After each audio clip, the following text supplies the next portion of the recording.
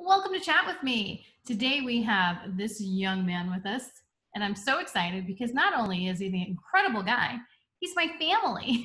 Let me introduce to you my man, my cousin, Keith Rossein. Okay, well, you're the first person who's called me a young man in a long time, so that's very nice. We started off very well. You should hear that every day. Good. Keith, I invited you on because I think some of the stuff you do is so amazing. First of all, your whole history, I think, is so super cool. And you were a huge part of my childhood and just always inspired me and let me create and be creative. You would take out your video camera, which back then was like this huge, I remember you holding it like on your shoulder, and you would let us explore and make puppet shows and dance routines and just these crazy awesome videos. So number one, thank you for allowing me to just tap into that side of my creativity and allowing it to just flow. So I appreciate that. But you also have been very creative and you do what you call street photography. Can you tell me a little bit how you got involved in that? Well, I guess I've been doing street photography my whole life, but not really thinking of it as street photography. Okay. When I was growing up in Oceanside, in Long Island, my parents had on their coffee table all the time a book called The Family of Man. I don't know if you've heard of it. It was written by a guy named Edward Streisand, who was a photographer. And he actually had a photo exhibit at the Museum of Art in the early 50s, like the first of its kind. And he shot pictures of people all over the world. And I guess that really inspired me. It got me to think of all people and accept them as what they look like. You know, it didn't matter what they looked like, really. It didn't matter what their race was and ethnicity. They were humans. And you had pictures of people all over the world and their expressions. And street photography is really neat because everybody has body language. Everybody has wear and tear on their bodies. You know, we have facial expressions. Yeah. We have ways of showing things that are nonverbal. And the street photography picks this up. I guess as you get better at it, you're able to see this in people.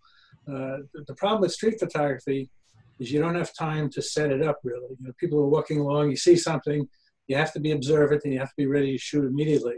It's not like you're asking them to pose. Well, sometimes you do. But that book got me interested in it, and I like seeing people's expressions. I went through a series of different levels with my photography.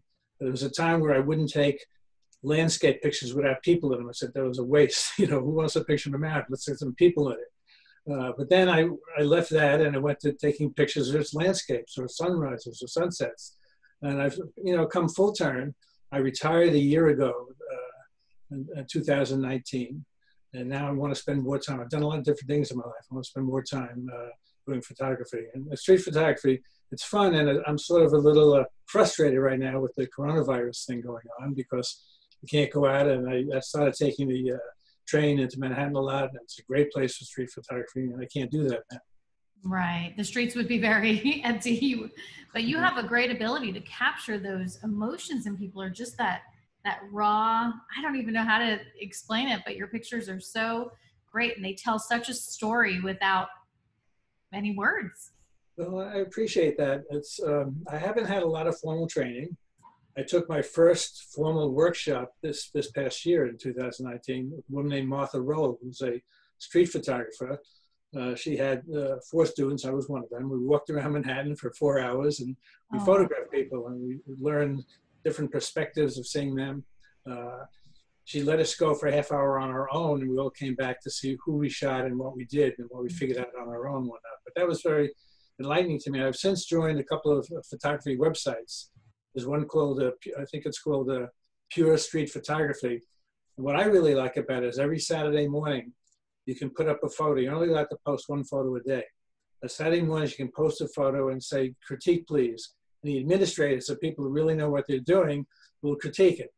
Now, you learn a lot if you're open-minded to it. You know, right, you have to have thick skin. It's not personal. Sometimes it's hard to take what they say, but you really do learn a lot.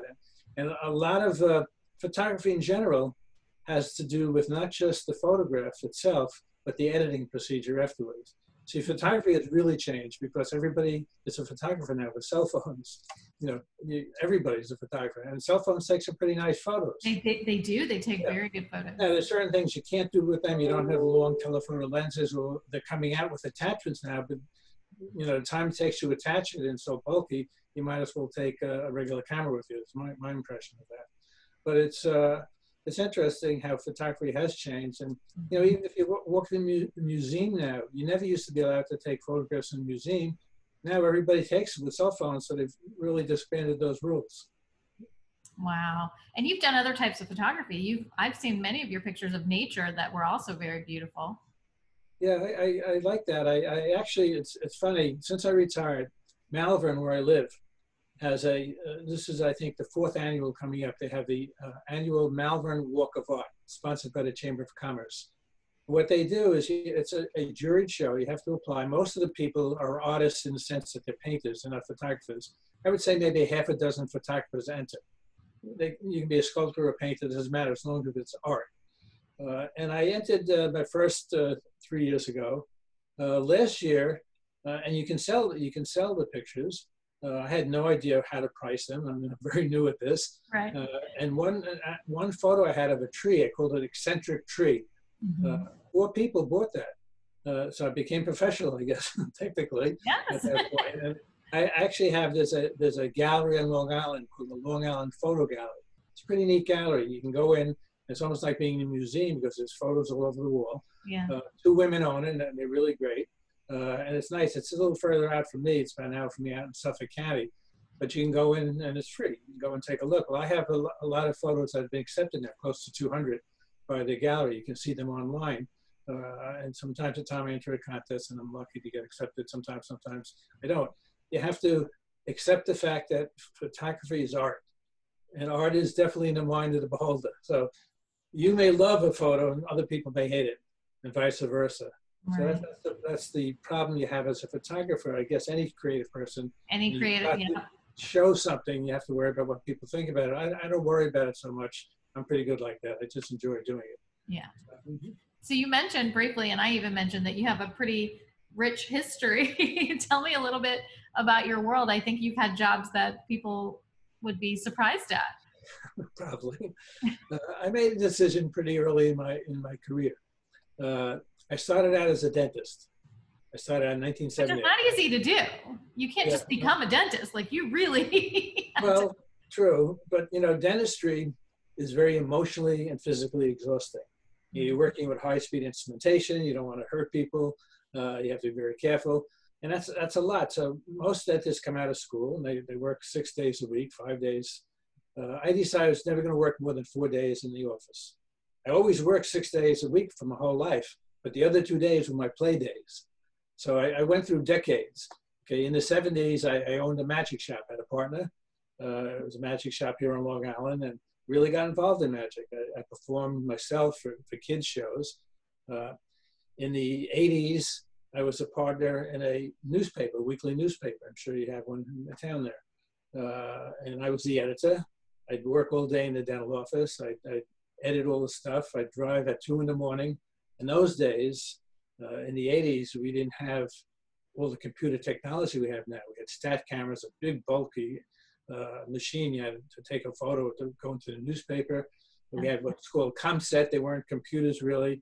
We had a typist who had to type everything up. So I'd go in 2 in the morning, and next day we'd go and we'd paste up. And we used to roll out with hot wax. I don't do that anymore on these newspaper sheets and lay down the actual articles. But it was interesting because I learned that even a small town paper is very influential. People, if they see their picture in what's called the Long Island Local News, it's like they saw themselves in the New York Times. That's the way they look at it. It's amazing. So that was my, and I had a partner, Judy Bloom, not the storyteller, but she was a managing editor. So that was the 80s. And in the 90s, I actually left dentistry and I went to work for some friends of mine who were a manufacturer of medical equipment. I was the head of marketing, and we made medical devices for dentistry, medicine, and veterinary medicine. And then I left that and I went on to lecture around the country, and actually a couple of countries around the world, mostly in dentistry. I always found whatever I did, it helped the next step because I learned something. If you're open-minded and you're willing to learn, it really helps. And then when I retired, here I am now trying to do something with photography. So we'll see what happens. And photography is so incredible because it is a creative art, just like we said. And it's just like anything else. I believe that you can learn. Obviously, it's always good to have some sort of education in it, but there's such a natural talent that comes with it, and just like any other art. So it's not just about the education. There's a natural talent to what you see and having that eye to snap that Well, camera right at the right time. yes and no. I've been told I have a good eye, even by some of the professional people. But not having had formal training and not realizing what real photographers do, in a sense, I never looked at, for example, are my skylines straight? So a lot of times they're not. I never looked at how close should I get to the subject, because maybe it has to be edited, and if it's not straight and you have to tilt it, well, then you lose part of the photograph. Well, thank you so much, Keith, and thank you guys for watching. And as always, take care of yourselves and don't forget to take care of each other. Thank you for having me.